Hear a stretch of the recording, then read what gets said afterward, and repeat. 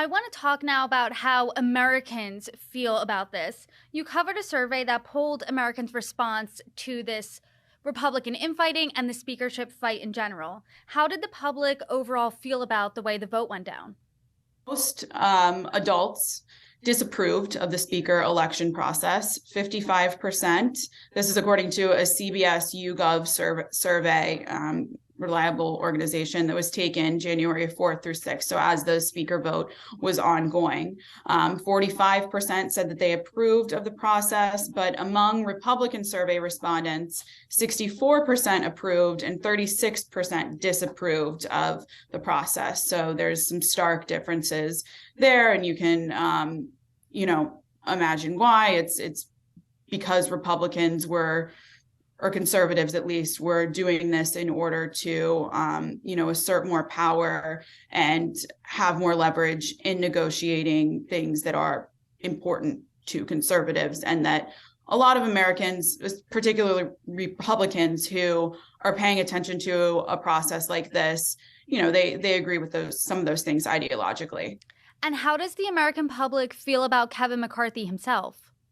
So only 14% of survey respondents have a favorable opinion of Kevin McCarthy. 34% said that they have an unfavorable opinion of him. But I think most notable is that 32% are neutral. And the numbers were even more stark. I don't have them in front of me for Hakeem Jeffries, who is the minority leader in the House on the Democrat side.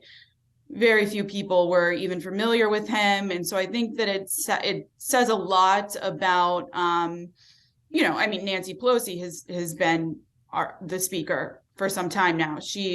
When people hear speaker, they associate that position with her. And I think the speaker elections typically are very inside baseball. This isn't historically something that people pay attention to. It's done very quickly, and it's not until the governing gets underway that people have time to really form their opinion of who the speaker is. So I think that's what is reflected by these numbers. As we're looking toward the next 2 years, Joe Biden's a Democrat, he's the president. Republicans control the House, Democrats control the Senate. Do voters want Republicans and Democrats to come together for the next 2 years? Yes. So the vast majority of respondents, 70%, want House Republicans to prioritize working with Biden and the Democrats. In contrast, 30% want them to oppose Biden and the Democrats' policies.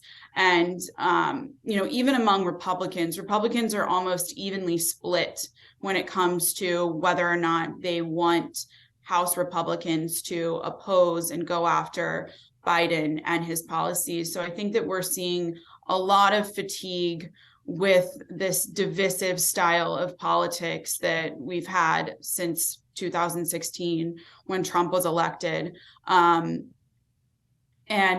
yes, again, 48% of Republicans want them to work with the opposing party, and only 50% want the GOP to challenge Democrats. Nonetheless, the GOP is already moving forward with a series of investigations as early as today, the first day that after, the new Congress was sworn in. They've, announced plans to begin requesting information from the Biden administration regarding their communications with big tech. This is in an effort to investigate censorship that they feel has cost them many elections.